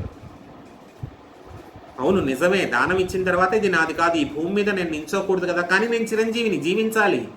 చిరంజీవి జీవించాలంటే భూమి మీదే జీవించాలి. ఎలాగా? నీకంటూ నువ్వు నెలవు, నీకంటూ కొంత ఆవాసాన్ని నువ్వే సృష్టించుకో. నీకంటూ ఒక ఆవాసాన్ని, ఒక ప్లేస్ని నువ్వే సృష్టించుకో అంటాడు. ఎలా ఏం చేయమంటావంటే ఎక్స్ట్రీమ్ సౌత్ వెస్ట్కి వెళ్ళు. సౌత్ వెస్ట్ అంటే ఏమిటి చెప్తాను ఇప్పుడు. ఇండియాలో ఎక్స్ట్రీమ్ సౌత్ వెస్ట్కి వెళ్ళు, ఆగ్నేయ దిగ్భాగానికి వెళ్ళు. వెళ్తే నీకు ఆవాసం ఏర్పడుతుంది అని చెప్తే అప్పుడు వెళ్తాడు. వెళ్ళి సముద్రుని అడుగుతాడు, నేను ఈ భూమి అంతా ఇచ్చేసానయ్యా, నాకు కాస్త భూమి ఇవ్వు, నీలోంచి కాస్త తీసి కాస్త భూమిని ఏర్పాటు చేసి ఇవ్వంటే సముద్రుడు జంకుతాడు. ఎందుకు వచ్చిన తలనొప్పిరా, ఇప్పుడు నేను ఇంత ఇచ్చాను అనుకోండి, కాస్తో కూస్తో ఎక్కువ తక్కువ అయిందంటే ఎక్కువ ఎందుకు ఇచ్చావు, నేనేం చేసుకుంటానని తిడతాడు. తక్కువ ఇస్తే నా స్థాయి తెలిసి ఇంత తక్కువ ఇస్తావా అని చెప్పి అక్కడా తిడతాడు. ఎందుకు వచ్చినటువంటి ధర్మ సంకటం నాకు ఇది. కాబట్టి ఒక మాట చెప్దాం, నువ్వు నీ పరశువుని విసురు సముద్రంలోకి, నీ గొడ్డలిని సముద్రంలోకి విసురు. విసిరితే అది ఎంత దూరం వెళ్ళి పడితే అంత దూరము భూమంతా నీదే అని చెప్పి అంటాడు సముద్రుడు. ఇదేదో సమంజసంగా ఉంది, అతను ఇచ్చినట్టు కాదు, నేను పుచ్చుకున్నట్టు కాదు, గొడ్డలి ఎంత ఏర్పరిస్తే అంత అని చెప్పి గొడ్డలను విసురుతాడు. అది వెళ్ళి పడుతుంది, కొంత దూరం వెళ్ళి పడుతుంది. అక్కడి వరకు సముద్రుడు వెనక్కి వెళ్ళిపోతాడు. వెనక్కి వెళ్ళిపోతే ఆ భూమి ఏర్పడుతుందన్నమాట. ఆ ఏర్పడిన భూమే, గుర్తుపెట్టుకోండి, అలా ఏర్పడినటువంటి భూమే మలయాళ దేశము, కేరళ. ఆ కేరళ వాళ్ళ ట్యాగ్లైన్ ఏంటి? The God's own land, the God's own country. ఎక్కడి నుంచి వచ్చింది? పరశురాముడు ఏర్పరిస్తే వచ్చింది. ప్రతి స్టేట్కి ఇప్పుడు ఒక ట్యాగ్లైన్ అంటూ ఒకటి వచ్చింది కదా. The sunrise state of the India ఎవరు? Andhra Pradesh. The cultural concept of India ఎవరు? Tamil Nadu. The royal concept of India ఎవరు? Karnataka. The God's own land ఎవరు? కేరళ. అలా గొడ్డలు విసిరితే వచ్చినవే కేరళ, కర్ణాటక రాష్ట్రంలో కొన్ని ప్రాంతాలు. ఏవి? గోకర్ణము, ఉడుపి, మూకాంబికా క్షేత్రము, కొల్లూరు మూకాంబికా క్షేత్రము, ఇవన్నీ కూడా పరశురామ క్షేత్రాలు అంటారు. ఎందుకు? అప్పటి వరకు కూడా మనకి భూమి మీద కనిపించవు, ఆ భూభాగం అంతా కూడా భూమి మీద కనిపించదు. పరశురాముడు గొడ్డలు విసిరితే గొడ్డలి అంత దూరం వెళ్ళి పడితే ఈ భూమంతా బయటపడితే ఆ భూమి మీద ఏర్పడినటువంటి క్షేత్రాలు కాబట్టి పరశురాముడి వల్ల ఏర్పడ్డాయి. కాబట్టి ఇవన్నీ కూడా పరశురామ క్షేత్రాలు అయ్యాయి. ఉడిపి, గోకర్ణము, మూకాంబిక, తర్వాత మహాబలేశ్వరము, తర్వాత అయ్యప్ప స్వామి క్షేత్రము, శబరిమలై, అలాగే తిరువనంతపురము, ఇవన్నీ కూడా అలా ఏర్పడినటువంటి క్షేత్రాలు, పరశురామ క్షేత్రాలు అంటారు. గుర్తుపెట్టుకోండి అందరూ కూడా. అడుగుతాను క్విజ్లో ఎప్పుడో ఏ రాష్ట్రంలో ఉంటాయని చెప్పి. కాబట్టి అలా ఏర్పడినాయి పరశురామ క్షేత్రాలు. అక్కడ మహేంద్రగిరి పర్వతం ఏర్పడింది. ఆ పర్వతం మీద ఎప్పుడూ కూడా జపం చేసుకుంటూ అక్కడే జ్యోతి స్వరూపంగా ఉంటాడు పరశురాముడు. కాలం గడుస్తోంది, కృతయుగం అయిపోయింది, త్రేతాయుగం వచ్చింది. త్రేతాయుగంలో శ్రీరామచంద్రమూర్తి అవతరించాడు. ఈయన యొక్క ఉనికి ఎలా వెళ్తోంది అన్నది చూపిస్తున్నాను నేను. పరశురామ క్షేత్రం ఏర్పడ్డాయి. పరశురాముడు అలా చేసుకుంటున్నాడు, జపం చేసుకుంటున్నాడు. శక్తి ఇంకా పరశురాముడిలోనే అలాగే ఉంది. శక్తి అయిపోవాలి కదా, ఆయనలో ఉన్నంత శక్తి అంతా కూడా, విష్ణు శక్తి అంతా కూడా గ్రహించిపోవాలి కదా. గ్రహించాల్సినటువంటి సందర్భం వస్తుంది. సరే, దశరథుడికి సంతానం లేదని చెప్పి తపస్సు చేశాడు. దశరథుడికేమో యాగ ఫలితం వల్ల, పాయస ప్రభావం వల్ల రామలక్ష్మణ భరత శత్రుఘ్నులు పుట్టారు, పెరిగారు, పెద్దవాళ్ళు అయ్యారు, విద్యాబుద్ధులు నేర్చుకుంటున్నారు. విశ్వామిత్రుడు వచ్చి రామలక్ష్మణులు ఇద్దరినీ కూడా మిథిలా నగరానికి తీసుకెళ్ళాడు. యాగ సంరక్షణ చేయించాడు సిద్ధాశ్రమంలో. ఎక్కడి నుంచి ఎక్కడికి వచ్చాడు విశ్వామిత్రుడు? ఎక్కడ గాది మహారాజు సత్యయుగంలో? పరశురాముడి యొక్క బామ్మగారి యొక్క తమ్ముడు విశ్వామిత్రుడు అంటే, అవునా? పరశురాముడికి బామ్మగారి తమ్ముడు, పరశురాముడికి వరుసగా తాతగారు అవుతాడు. అటువంటి వాడు త్రేతాయుగంలో రామచంద్రమూర్తికి గురువుగా వచ్చాడు.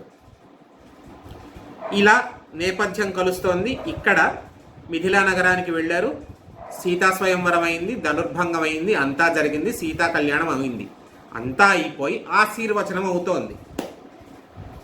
ఇప్పుడు వచ్చాడు పరశురాముడు. ఎందుకు వచ్చాడు? ఆ గర్వం ఇంకా ఉంది, ఆవేశం ఇంకా ఉంది మనిషిలో. ఎవడో రాముడట, ఎవడో రాముడట. శివశక్తిని తెలుసుకుని శివధనుర్భంగం చేశాడట. ఎక్కడి నుంచి వచ్చింది శివధనుస్సు? రాముడు శివుడును విష్ణుమూర్తి కలిసి ఏర్పరచుకున్నారు. తారకాసుర సంహారం తర్వాత ఆ తారకాసురుడి కొడుకుల్ని చంపడానికి ఏర్పరచుకున్నటువంటి ధనుస్సు శివధనుస్సు. దాన్ని ఎవరికి ఇచ్చారు? మిథిలా నగరాన్ని పాలిస్తున్నటువంటి దేవరాతుడికి ఇచ్చారు. జనక మహారాజు యొక్క తాత ముత్తాతల కోవలోకి వచ్చేటటువంటి దేవరాతుడికి ఇచ్చారు. ఆ దేవరాతుడు అలా న్యాసంగా వస్తుంది. ఆ శివధనుస్సుని శ్రీరామచంద్రమూర్తి ఎక్కుపెట్టి శివధనుర్భంగం చేశాడు. చేసిన తరువాత ఇది తెలుసుకున్నాడు పరశురాముడు. ఇది తెలుసుకున్నాడు పరశురాముడు. ఎవరి ద్వారా తెలిసింది?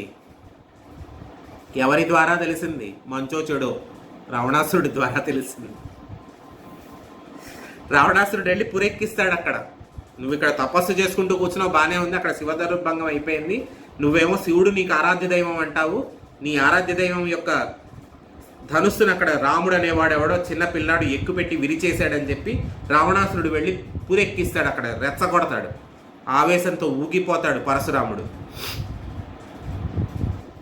బయలుదేరతాడు మిథిలా నగరానికి. వెళ్ళి అడుగుతాడు ఎవడు రాముడంటే. ఎంత అమర్యాద చూడండి, ఎంత అమర్యాద అన్నాను నేను. ఎందుకంటే ఆయన కూడా విష్ణువంశ సంభూతుడే కదా, దశావతారాల్లో భాగమే కదా.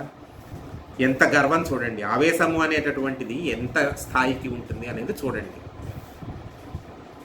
ఎవడో రాముడట, శివధనుర్భంగం చేశాడట, అంత శక్తివంతుడా అంటే అక్కడ మొదట ముందుకొచ్చినది ఎవరు? రాముడు రాడు. దశరథుడును జనకుడు వస్తారు ముందుకి. మహానుభావ, నువ్వు సమయానికి వచ్చావు, మన్నించు, నీకు ఆహ్వానం పంపించలేకపోయాం, కానీ వచ్చి పిల్లల్ని ఆశీర్వదించు అంటే నాకు మీరందరూ అక్కర్లేదు, నేను చెప్పినది రాముడు, రాముడిని ముందుకు రమ్మనంటే రాముడు అప్పుడు ముందుకు వచ్చి నమస్కరిస్తాడు. మానవావతారంలో ఉన్నాడు కాబట్టి నమస్కరిస్తాడు. అప్పటికి తెలుసు విష్ణువంశ సంభూతుడు పరశురాముడు, శివశక్తి విష్ణుశక్తి రెండూ కూడా పరశురాముడిలో ఉన్నాయని చెప్పి రాముడికి తెలుసు, పెద్దలు చెప్పి ఉన్నారు. కాబట్టి వస్తాడు. వచ్చిన తర్వాత ఏం జరుగుతుందంటే శివశక్తిని హేళన చేసి శివధనుర్భంగం చేస్తూ ఎడమకాలిని శివధనుస్సు మీద ఉంచి అదిమి పెట్టి వంచి నారి కట్టగల వీరుడివా నువ్వు అని చెప్పంటే అప్పుడు కల్పించుకుంటాడు జనక మహర్షి. శివధనుర్భంగం కనుక మీకు తప్పని తోస్తే నేను ఏనాడైతే స్వయంవరాన్ని ప్రకటించానో, వీర్యశుల్కంగా ప్రకటించానో ఆనాడే నువ్వు అభ్యంతరం చెప్పచ్చు కదా మహాత్మా. ఈనాడు నువ్వు వచ్చి రాముణ్ణి శిక్షిస్తాను అంటే ఎలాగా అంటే అప్పుడు అంటాడు, మీ మీద ఆనాడు నేను జాలిపలు వదిలేశాను చూడండి, కొన్ని గడ్డి పరకలను వదిలేస్తే ఆ గడ్డి పరకలు ఈనాడు వెన్ను విరుచుకుని నిల్చుంటున్నాయి. ఆనాడు చేసిన తప్పురా, మిమ్మల్ని నేను ఉపేక్షించి వదిలేశాను అంటే అప్పుడు విశ్వామిత్రుడు కల్పించుకుంటాడు. విశ్వామిత్రుడు కల్పించుకుని పరశురామ ఆవేశపడకు, విశ్వామిత్రుడు మాట ఎందుకు వింటాడు? ఎంత చెడ్డ తాతగారు కదా. విశ్వామిత్రుడు ఎంత ఇదైనా కూడా బంధువే కదా, చెప్తాడు సూక్ష్మం తెలుసుకో అని చెప్పి అంటే అప్పుడు దివ్య దృష్టితో చూస్తాడు, రాముణ్ణి దివ్య దృష్టితో చూస్తాడు. ఓహో, నువ్వు ఈ రాముడు ఫలానా ధర్మ సంస్థాపనోద్యమంలో రావణ సంహారం కోసం అవతరించినటువంటి విష్ణువు కాబట్టి రాముడనే పేరుతో వచ్చాడు. నేను పరశురాముణ్ణి, నీవు శ్రీరాముడివి. ఈ భూమికి ఇద్దరు రాములు అక్కర్లేదు, ఒక రాముడే చాలు. అంటే ఇప్పుడు చూడండి, విష్ణువు 2 రూపాలుగా ఒకే ప్లేస్లో ఉన్నాడు.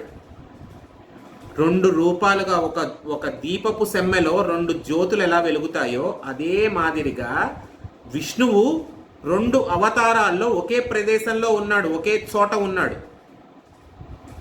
ఇప్పటి వరకు చెప్తాడు. అయితే నీవు అంత శక్తివంతుడివైతే నువ్వు ఈ విష్ణు చాపాన్ని కూడా ఎక్కువ పెట్టగలవా అని అడుగుతాడు. ఇలా ఇవ్వగానే విష్ణు చాపాన్ని చెప్పాడు కదా, నీ దగ్గర నుంచి ఎప్పుడు శక్తి లాగేయాలో నాకు తెలుసు అని ముందే చెప్పాడు విష్ణువు. ఇప్పుడు ఆ విష్ణు చాపాన్ని అందుకునేటప్పుడు ఆ విష్ణు చాపం ద్వారా తన శక్తి అంతా కూడా శ్రీరామచంద్రమూర్తిలో ప్రవేశిస్తుంది. ఆవేశము శక్తి అంతా కూడా ప్రవేశిస్తుంది. ఇప్పుడు శ్రీరాముడు ఏం చేస్తాడు, మొత్తం ఆ విష్ణు చాపాన్ని ఎక్కుపెడతాడు. ఎక్కిపెట్టి ఒక బాణాన్ని సంధిస్తాడు. బాణాన్ని సంధిస్తే అడుగుతాడు, పరశురామ ఏం చేయమంటావు? ఎక్కుపెట్టినటువంటి బాణాన్ని మాత్రం నేను వదిలిపెట్టను. నీ గమనాన్ని ఆపేయమంటావా? నువ్వు ఎక్కడికి కదలకుండా చేయమంటావా? ఎక్కడికి కదలకుండా చేయాలంటే ఈ బాణంతో నీ కాళ్ళు నరికేయాలి అంటాడు. రాముడు అలాగే అంటాడు, ఈ బాణంతో నీ కాళ్ళు తీసేయాలి. లేదు, నీవు సంపాదించుకున్నటువంటి పుణ్యాన్ని, నీవు సంపాదించుకున్నటువంటి తపశ్శక్తిని దీంతో కొట్టేయమంటావా అంటే ఇప్పటివరకు చేసిన తపస్సు అంతా పోతుంది, మళ్ళీ కొత్తగా చేసుకోవాలి, ఫ్రెష్ అకౌంట్ చేయమంటావా అంటే నా గమన శక్తిని నువ్వు నిలవరిస్తే నేను రాత్రికి ఇక్కడ ఉండకూడదు. నేను భూమిని దానం చేసేసాను కశ్యప ప్రజాపతికి. ఈ భూమి మీద నేను ఉండకూడదు, నాకంటూ వేరే ప్లేస్ ఉంది, వెళ్ళిపోవాలి నేను అక్కడికి. కాబట్టి నా గమన శక్తిని నువ్వు ఆపద్దు, నా పుణ్యలోకాలని నా తపశ్శక్తిని కొట్టేసేయి ఆ బాణంతో అంటే అప్పుడు ఆ బాణంతో కొట్టేస్తాడు. అప్పటికి ఈ పరశురాముల్లో ఉన్నటువంటి ఆవేశము, ఆగ్రహము, అగ్రెసివ్నెస్ ఏదైతే ఉందో అదంతా కూడా క్షీణించిపోయి మామూలు మహర్షిగా తయారవుతాడు. క్షాత్రధర్మం మాత్రమే మిగులుతుంది ఆయనలో, అంటే శస్త్రాస్త్ర నైపుణ్యం మాత్రమే మిగులుతుంది. తపశ్శక్తి అంతా అంతరించిపోతుంది, పుణ్యం అంతా పోతుంది, మొత్తం పోతుంది. క్షాత్రధర్మం మాత్రమే మిగులుతుంది. నేను ఒక రాముడి ఉన్నావు కాబట్టి ఈ భూమి మీద నువ్వు చాలు, నేను వెళ్ళిపోతున్నానని చెప్పి మళ్ళీ మహేంద్రగిరికి వెళ్ళిపోయి తపస్సు చేసుకుంటాడు. శ్రీరాముడు రావణాసంహారం చేసి అవతార పరిసమాప్తి చేసేస్తాడు. తరువాత ద్వాపర యుగంలో భీష్మాచార్యుల వారికి గురువుగా వెళ్తాడు. గురుస్థానంలో నుంచి భీష్మాచార్యుల వారికి విద్యాబోధన చేస్తారు. అదే సమయంలో ద్రోణాచార్యుల వారికి కూడా, ద్రోణాచార్యుడు అంటే ఎవరు? పాండవుల గురువు. ఇక్కడ నేను ఒక విషయం చెప్పాలి. ద్రోణాచార్యుడు పరమ స్వార్థపరుడు, యయావార బ్రాహ్మడు, లేదా బ్రాహ్మణులందరూ ఇంతే, నోటికి వచ్చింది ఏదో మాట్లాడతారు, ఏదో తోచింది చెప్తారు, ఇష్టం వచ్చినట్టు ఇది అవుతారు. పరశురాముడు అంతే, తన బ్రాహ్మణ ధర్మాన్ని పక్కన పెట్టి క్షాత్ర ధర్మాన్ని అవలంబించాడు. తనకి ఆ శక్తి ఉంది కాబట్టి అవలంబించాడు. అలాగే ద్రోణాచార్యుడు, కృపాచార్యుడు కూడా వాళ్ళకి క్షత్రియ శక్తి ఉంది కాబట్టే దాన్ని ఆధారం చేసుకుని గురుస్థానంలో నిలిచి మహావంశమైనటువంటి కురువంశానికి గురుస్థానంలో నిలిచి వాళ్ళందరినీ కూడా ఉద్ధరించారు. ద్రోణాచార్యుణ్ణి మించినటువంటి త్యాగి లేడు, తెలుసా? ద్రోణాచార్యుణ్ణి మించినటువంటి త్యాగి లేడు. ఎందుకు అంటే ద్రోణాచార్యుడికి తెలుసు. ద్రోణాచార్యుడు ఒకానొక సందర్భంలో ద్రుపద మహారాజు చేతిలో అవమానింపబడతాడు. ఆ అవమానాన్ని తట్టుకోలేక ద్రోణాచార్యుడు అడుగుతాడు, ఈ ద్రుపదుణ్ణి నిగ్రహించేటటువంటి శిష్యుడిని నేను తయారు చేస్తాను అంటే ద్రుపద మహారాజు కూడా అంటాడు, పరమశివుడి కోసం తపస్సు చేసి ద్రోణాచార్యుడిని చంపేసేటటువంటి కొడుకు కావాలి నాకు అని చెప్పి. ద్రోణాచార్యుడు ఎవరినైతే తయారు చేస్తున్నాడో అటువంటి వాడు నాకు అల్లుడు కావాలని చెప్పి కోరుకుంటాడు. ఇదంతా తెలుసు ద్రోణాచార్యుడికి. కానీ నిష్కల్మషంగా ఎటువంటి అరమరికలు లేకుండా దుష్టద్యుమ్నుడికి, అంటే తనను చంపేయబోయేటటువంటి దుష్టద్యుమ్నుడికి విద్యాబోధన చేసింది ద్రోణాచార్యుడే. ఇటువంటి త్యాగము ఏ గురువు చెయ్యడు. మన భారతదేశం యొక్క గొప్పతనమే అది. గురువులకి, అందులోనూ క్రీడా రంగంలో చక్కటి కోచింగ్ ఇచ్చి మంచి తర్ఫీదునిచ్చేటటువంటి గురువులకి ద్రోణాచార్య అవార్డు అని చెప్పి ఇస్తారు. అంత నిస్వార్థంగా చెయ్యాలి. ఎందుకు? పుత్రాదిచ్చేత్ పరాజయం, శిష్యాదిచ్చేత్ పరాజయం. శిష్యుడి చేతిలో ఓడిపోతే అది గొప్ప. అటువంటి ద్రోణాచార్యుడి గురువు పరశురాముడు. బ్రాహ్మణులని అంత హీనంగా మాట్లాడతాడు. ఆఖరికి ఏ స్థాయికి పడిపోయాము అంటే మనం మన కోసం నోరు కట్టుకుని అవధానాలు చేసుకుంటే లక్షలు గడించవచ్చు. అమెరికాలు, సింగపూర్లు, రష్యాలు, ఇంకో చోట ఎక్కడికి వెళ్ళినా సరే లక్షలు కోట్లు గడించవచ్చు అవధానాల వల్ల. కానీ అవన్నీ కూడా చేసినా చెయ్యకపోయినా అది పక్కన పెట్టి సనాతన ధర్మం మీద ఉన్నటువంటి అనురక్తితో మన కోసము నోరు కట్టుకొని ప్రతిరోజు 2.5 గంటలు 3 గంటలు గురువు గారు, మహానుభావుడు గరికపాటి నరసింహారావు గారు కానివ్వండి, చాగంటి కోటేశ్వరరావు గారు కానివ్వండి, వీరందరూ కూడా ప్రసంగాలు చేస్తున్నా సరే అందులో ఏదో ఒక చిన్న వెంట్రుక వాసంతో చిన్న ముక్కని పట్టుకుని నానా రాద్ధాంతము చేసి వారిని వారు ఉంటున్నటువంటి ప్రదేశానికి వెళ్ళి అక్కడ వారిని ఘెరావు చేసి ధర్నాలు చేసి కదలనివ్వకుండా చేసి ప్రత్యక్షంగా క్షమాపణలు చెప్పించి వారు ఏ సందర్భంలో ఏ రకంగా ఎందుకు చెప్పారో తెలియదు. దాన్ని అర్థం చేసుకోం, ఇష్టం వచ్చినట్టు వెళ్ళిపోవడమే. మన భీమవరంలో ఏం జరిగింది, గరికపాటి నరసింహారావు గారికి వెళ్ళిపోతారు, పడిపోతారు. మహానుభావుడు అంతటి సహస్రావధాని సాగర ఘోష అనేటటువంటి మహాకావ్యాన్ని రాసినటువంటి మహానుభావుడు ఆయన ఒక సందర్భంలో ఒకరి గురించి ఒక రకంగా చెప్పి ఉండొచ్చు. దానికి ధర్మశాస్త్ర సమ్మతం ఉంటేగా చెప్తాడు ఆయన, లేకపోతే ఉత్తినే చెప్పరు కదా ఆయన. దాన్ని అర్థం చేసుకోరు. ప్రతి ఒక్కళ్ళకి మనోభావాలు ఎందుకు వస్తాయో తెలియదు. ఈ మనోభావాలు అవసరమైనప్పుడు మాత్రం రావు. దేశం మీదకి ఎవడైనా వచ్చి పడుతున్నప్పుడు మాత్రం మనోభావాలు రావు. చపాతీ తింటూ పడుకుంటాం ఇంట్లో అందరం. మహానుభావుడు ఆయన చెప్పాడు, చెప్పినప్పుడు ఏం మునిగిపోయిందా, ప్రాణాలు పోయాయా? లేదు కదా. ఆయన్ని అంత క్షోభ పెట్టి 10 మంది ముందు నించోబెట్టి ఒక బ్రాహ్మణుడిని కన్నీళ్లు పెట్టించారు అందరూ కలిసి. పుట్టగతులు ఉంటాయా? ఆ ఉసురు ఎక్కడికి కొడుతుంది ఎక్కడికో అక్కడికి. అలా చెయ్యకూడదు, బ్రాహ్మణ నింద చెయ్యకూడదు. అదేమిటి మీరు బ్రాహ్మణులు కాబట్టి ఇలా చెప్తున్నారేమో అనొచ్చు, కానీ ఉన్న ధర్మం చెప్తున్నాను, బ్రాహ్మణ నింద చెయ్యకూడదు. దాన్ని అడిగే పద్ధతి వేరే ఉంటుంది. అంతమంది ముందు నించోబెట్టి ఆయన చేత క్షమాపణ చెప్పించి అంతమంది ముందు ఆయన కళ్ళు తుడుచుకునేలా చేస్తే ఆ పాపం ఎక్కడికి కొడుతోంది? నీ వంశం పాడైపోవట్లేదా అక్కడ చేసిన వాళ్ళందరూను? అందుకనే అర్థం చేసుకోండి, ఎప్పుడూ ఇటువంటి తప్పులు చెయ్యవద్దు, ఎప్పుడూ ఇటువంటి తప్పులు చెయ్యకండి. ఎప్పుడూ కూడా అనుమానం ఉంటే అడిగే పద్ధతి వేరే ఉంటుంది, ప్రశ్నించే పద్ధతి వేరే ఉంటుంది. గురువుగారు చెప్తారా అని అడగచ్చు. ఏ చెప్పలేవా అంటే చెప్పేవాడి దగ్గరికి వెళ్ళమని చెప్పి పంపిస్తాడు గురువు. చెప్పేవాడు దేంతో చెప్తాడు? మామూలుగా చెప్పడు, చేత్తో దండంతో చెప్తాడు. యమధర్మరాజు గురునింద చేస్తే ఎక్కడికి వెళ్తారు? నరకానికి వెళ్తారు. అక్కడ యమధర్మరాజు చెప్తాడు. చేతిలో పాసంతోనూ చేతిలో దండంతోనూ ఒళ్ళు పేలిపోయేలా కొట్టి చెప్తాడు, నీకు కావాల్సిన డౌట్ ఏంటో నేను తీరుస్తాను రారా అని చెప్పి. కాబట్టి ఎప్పుడు కూడా గురునింద బ్రాహ్మణ నింద చెయ్యకండి. ఆ పాపం మీరు మూట కట్టుకోవద్దు. భావి భారత పౌరులు కాబట్టి చెప్తున్నాను, మీ అందరికీ భవిష్యత్తు ఉన్నవారు కాబట్టి చెప్తున్నాను. ఈ రకంగా పరశురామావతారం ఎన్నో పార్శ్వాలు చూస్తూ ముందుకు సాగుతూ ఉంటే కర్ణుడు కూడా వచ్చి మోసం చేసి, కర్ణుడికి ఏంటంటే కర్ణుడు కూడా ద్రోణాచార్యుడిని అడుగుతాడు నాకు నేర్పించు అని చెప్పి. అర్జునుడి మీద ద్వేషంతో అడుగుతాడు, నాకు అర్జునుడిని జయించాలని. కుదరదు. నేను అర్జునుడిని ఎందుకు తయారు చేస్తున్నాను? ఒక కారణంతో తయారు చేస్తున్నాను. అర్జునుడిని నిగ్రహించేటటువంటి పరిస్థితి ఉండదంటే ఇతను వెళ్ళి నువ్వు చెప్పకపోతే నీ గురువుని నేను పట్టుకుంటానని చెప్పి అక్కడికి వెళ్ళి నేను క్షత్రియుణ్ణి అని చెప్పి అబద్ధం చెప్పి అక్కడ పరశురాముడి దగ్గర చేరతాడు. బ్రాహ్మణుణ్ణి అబద్ధం ఏమీ చెప్పకుండా విషయం దాస్తాడు. కానీ ఒక పురుగు కుట్టడం వల్ల ఆ రక్తం అలా ఏరుగా పారడం వల్ల ఆ రక్తం పరశురాముడికి అంటడం వల్ల ఏం జరుగుతుందంటే ఇంత శక్తి అందరికీ ఉండదు, బ్రాహ్మడైతే ఇంత తట్టుకోలేడురా, నువ్వెవడివి, నువ్వు క్షత్రియుడివా అని చెప్పి అడుగుతాడు. బ్రహ్మాస్త్రం కావాలని చెప్పి వెళ్తాడు పరశురాముడి దగ్గరికి. ఇంత తతంగము నడిపింది కర్ణుడి వల్లే, ఇంత నష్టం జరిగింది కూడా కర్ణుడి వల్లే.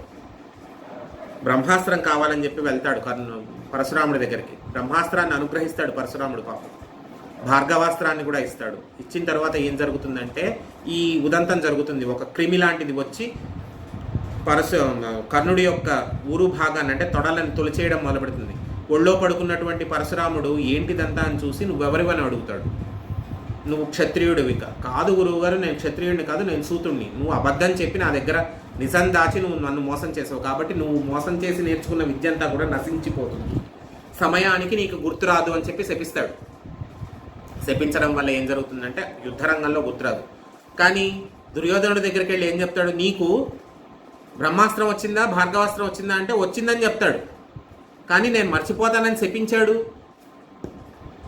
పరశురాముడు నన్ను శపించాడనే మాట చెప్పడు, వచ్చిందనే మాట చెప్పేసరికి ఏంటంటే ఆ ధైర్యంతో ఆ ధైర్యంతో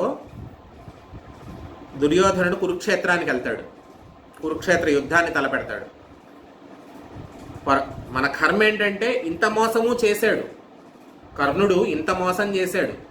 ఇంత మోసం చేసినా సరే ఆయన్ని పెద్ద హీరో చేసి దాన వీర శూర కర్ణ అని చెప్పి ఓ పెద్ద ఇది చేసి మన ధర్మాన్ని మన ఇతిహాసాల్ని ఎంత శక్తివంచన లేకుండా ఎంత భ్రష్టు పట్టించచ్చో అంత భ్రష్టు పట్టించి చరిత్రని మొత్తాన్ని తిరగరాయించి మనం నూరేశాం జాతి మీద. కర్ణుడు ఎంత పిరికివాడంటే ఏదన్నా ఉపద్రవం వస్తుందంటే మధ్యలోనే పారిపోయే రకం. అన్నయ్య గారు తిక్కన గారు చెప్పిన మాట ఇది, కవిత్రయం చెప్పిన మాట ఇది. దేనికి కూడా ఎదురొడ్డి నించిన రకం కాదు, పారిపోతాడు.